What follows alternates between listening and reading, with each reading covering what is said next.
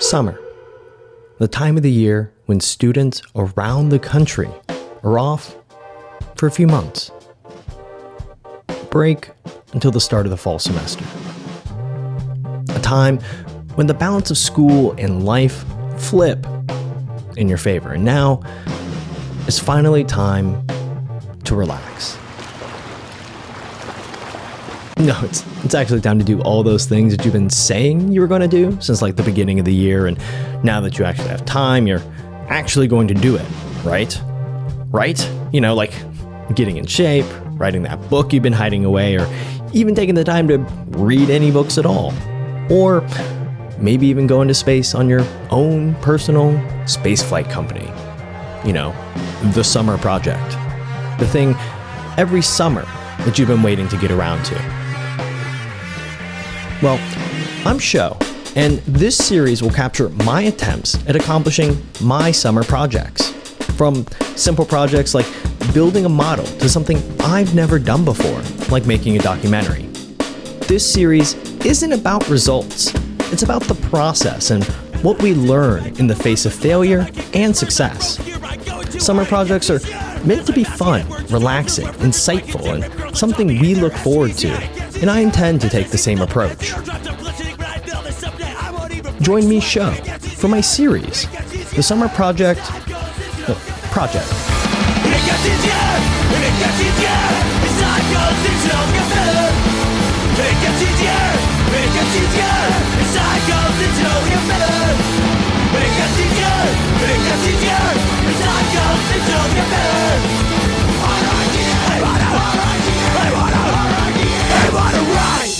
Episode 1, Gunpla. Gunpla, a portmanteau for Gundam plastic models, model kits based on the popular Bandai series, Gundam. Gunpla was first popularized in Japan in the 1980s and has since spread in popularity, entering the North American and European markets in the 1990s in tandem with the rise of Japanese anime in the forms of television and printed manga. Since Gunpla entered the market in the 1980s, over 500 million of these model kits have been sold worldwide. So let's go over a little history. Bandai is obviously a toy company, and they found their popularity in the 1960s for their production of action figures based on Astro Boy, the anime. And by the 1970s, they had found a lot of success, and they created a new branch, Bandai Models. And this was established as a result of the model kit's popularity. You know, they had already released some, but this branch was specifically, it was all about the model kits. And it wasn't really a money-making juggernaut, but these model kits were wildly popular and leaders in that particular market. Now, where does Gundam fit into all of this? Well, by the 1980s, there were two companies that were making Gundam models. There was a company named Clover and, of course, Bandai. Clover created a more traditional kids' toy, action figures that were already fully assembled and ready to play. Bandai tried a different approach, using these model kits to appeal to an older teenager, like kind of older adult consumer. The action figures made by Clover would never match the popularity of the model kits that were made by Bandai. And while the show Gundam wasn't necessarily popular at this time, Gunpla certainly was. The Bandai model kits seemed to match the more adult audience that Gundam was trying to appeal to versus the action figures made by Clover, which were designed more for children. Alright, so let's talk a little bit about the technology behind Gunpla. Gunpla model kits today consist of various trays of parts that are snapped together. It's a staple of Gunpla model kits, and they weren't always like this. The earliest models required glue or cement to assemble, and there was a lot more painting involved and work to make the models actually look like the Gundams that they were supposed to look like. This changed, of course, with the advent of system injection. This is the process that makes those sheets of colorful plastic that come in the model kits today. This was a major improvement in the model kits, reducing the time needed to make the kits for sale, but also reduced the need for model kit makers to glue and paint their final products. In the mid-1980s is when polycaps were being used to create a better articulated model. And in 1987, the first snap-fit model series was released, the Gundam Sentinel. This would end up setting a standard for all future model kits made by Bandai, finally removing the need for glue to build the models. Now, some of the types. Since Gunpla's initial release in the 1980s, there have been a lot of upgrades and different tiers of model kits available. From 1980 to 1990 is when it's considered to be the original models.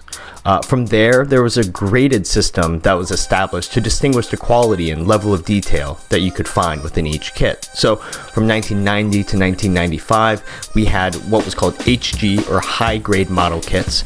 This was an increase in quality and detail normally found on like larger scale models, but they, with the smaller scale models, it still contained a lot of detail. And then from 1995 to 1998, that's when we started to see MG, or the master grade line, show up.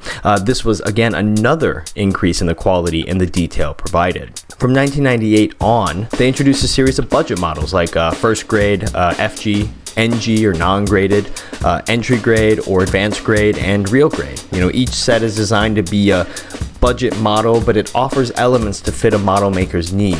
Some use elements from master grade models, while others focus on the customizable aspects. Many of these models often sacrifice the articulation to save on costs, and even everything that I've already listed, there's even more types of models available, with one of my favorite probably being the SD series, or what's called the super deformed series, which I think looks like kind of really super cute. Now, I have this HG model that I got from a friend, and I've been sitting on it for a while. I keep telling myself I was going to make this, but I never got around to it, or honestly, just never made the time. I made Gunpla models growing up, but I can honestly say that it has been many years since I've made one. So in the spirit of the summer project, let's see how this model turns out. Alright, so some of the tools I'm going to be using, right, I've got a way to cut out the things. I read online that you can actually use like nail clippers, but the original version that I tried to use wasn't quite, the mouth wasn't wide enough to cut, so I used a different set of nail clippers that were more appropriate once I started using them. I also have sandpaper. Sandpaper's there to help make sure to kind of get the nubs off. I also have a razor blade that I can use to cut off some of that excess as well. These sheets that you have, these colorful plastic, sheets of plastic, these are called runners usually, and these include all of the parts that you need. Now, each runner is labeled to correspond, so like when you look at it, there's like an A on it or a B on it, and you just kind of look at the instructions and follow based on the number, the letter of what you need, and it's a lot like a Lego, a lot like a Connects model, and you just follow the instructions and put everything together. While making it, sometimes you'll have these little nubs that end up on the actual models that you need to remove. That's where that sandpaper comes in. That's where that razor blade comes in to kind of help remove that excess. There is a problem, sometimes you can overdo it and it scratches up the part. One thing that I learned during this process, I tried to just kind of use whatever I had around my house, but having really fine grit sandpaper would be really useful. The grit I had on my sandpaper was rather coarse, and so it kind of damaged some of the parts. One of the last things that I'm focusing on, that I'm trying to do, is to add details. There's this really cool thing you can do to kind of bring out extra details on the model. You can fill in a lot of these lines, and it's called panel lining is what they call it, and usually they'll use a marker and then they'll remove some of the excess and the lines will be filled in. It gives this a nice contrast on the suit. I was doing it and I really liked the results of it, but it was way too time consuming, so I ended up just doing the legs, and the rest of the body I didn't get done in time for this video, but I will probably in the future just finish it up when I do have the time. So my overall impressions were that I was surprised that the instructions were a little bit confusing. They were kind of hard to see because it was a lot of detail going on in there. So it took me a little bit to kind of get used to that. It also took me a little bit to get that workflow together, to kind of realize which pieces would come from where, and kind of how to remember which sheet was labeled what. I kept picking up multiple runners going like, is this it? No, that's not it. Is this it? No, that's not it. And then also overall I felt like, again, making sure you have those right tools. They offer very specific sets of tools you can get for these kits, and that would be beneficial. I was just trying to use what I had available to me. And so I think that if you really want to take this seriously, you can do a lot of really cool things and make it look really nice.